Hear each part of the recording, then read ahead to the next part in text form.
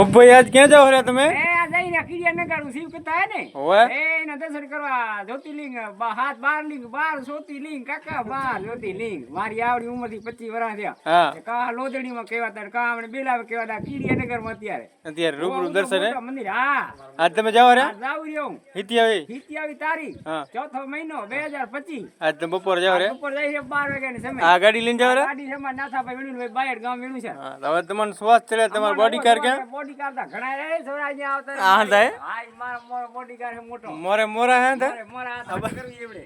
આ બધાય આ જાય રહ્યા યાર બધું દૂધ થાકે આખો ના હોય હા તે તમે આ પહેલી વાર જાવ એવું હે? પહેલી વાર એટલો બધી નહીં ગયો એમ ઓ આજ